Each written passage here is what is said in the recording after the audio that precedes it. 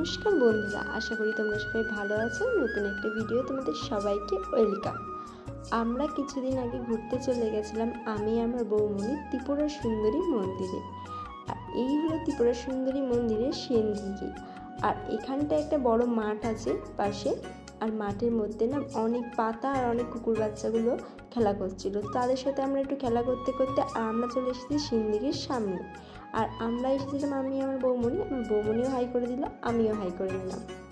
চলো আমরা এসে গেছি সেনদিঘির ঘাটের সামনে। এটা হলো সেনদিঘির ঘাট, আর প্রচুর পরিমাণে পুকুরটা অনেক বড়। আর আমরা চলে এসেছি মন্দিরের সামনে। মন্দিরের দ্বিতীয় প্রবেশদ্বার থেকেই আমরা ঢুকবো, কারণ আমাদের এই দ্বিতীয় প্রবেশদ্বারটাই সামনে পড়ে। আর এই প্রবেশদ্বারটা ছোটো করে গেট খোলা থাকে, কেন এই প্রবেশদ্বার দিয়ে গাড়ি অ্যালাউ করে না, কারণ এখান থেকেই তো মন্দির স্টার্ট। আর এখানে সরস্বতী পুজোর সময় বাৎসরিক পুজো হয়। কিছুদিন আগেই সরস্বতী পুজো গেছিলো। সরস্বতী পুজোর সময় এখানে বিশাল করে অনুষ্ঠান হয় আর মেলা বসে, আর প্রচুর ভক্তের ভিড় থাকে। আমরা চলে এসেছি সামনের মূল গেট। এখান থেকে তোমরা প্রসাদের ডালা নিয়ে নিতে পারো। আর এখানেই মায়ের পুজো হয়। এখানে দেখো মায়ের বাড়ির সামনেও একটা মন্দিরের সামনে আর একটা পুকুর আছে। আর এখানে তোমরা দেখে নাও মায়ের পুরো মূল মন্দিরটা।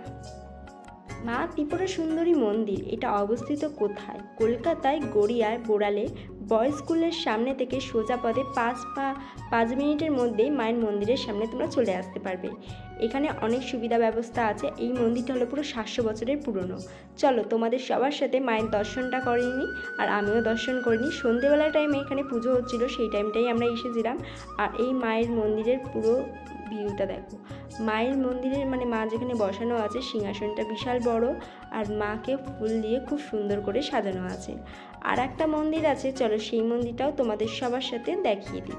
ওই মন্দিরে মা কালী, বাবা ভোলানাথ আর নারায়ণ শিলা, সেখানেও সন্ধেবেলা টাইমে পুজো হয়। আর সামনে আছে একটা বট গাছ, সেই ভিডিওটা নেওয়া হয়নি। আর আমরা সন্ধে হয়ে যাচ্ছে, তাই জন্য আমরা চলে এসেছি বাড়ির উদ্দেশ্যে। বাড়িতে আসতে আসতে আমাদের অনেকটা টাইম লেগে যাবে, তাই জন্য আমরা হেঁটে হেঁটে আসবো। আমাদের সাথে সাথে বাড়ি আসতে দেরি হবে, তাও আমরা শুনিনি। ওখানে অনেক বাচ্চারা খেলা করছিল, তো তাদের সাথে আমি আমার বৌমনি খেলতে লেগে গেছি। আমার বৌমনি নিয়েছে ব্যাট আর আমি নিয়েছি বল। তো আমি যখন বল করছিলাম, যে আমার ক্যামেরা ধরেছিল, তার হাসি দেখে তোমরা পাগল হয়ে যেত। তো আমি তার হাসিটা দিইনি। আর এখানে আমার বল করাটা দেখো, তাই জন্যই হেসেছিল, সেটা ঠিক কথা। আর আমাদের গানটা কেমন লাগলো, তারপরে আমাদের এবার গান শুনে নেবে। গানটা শুনে বলবে অবশ্যই কেমন হয়েছে।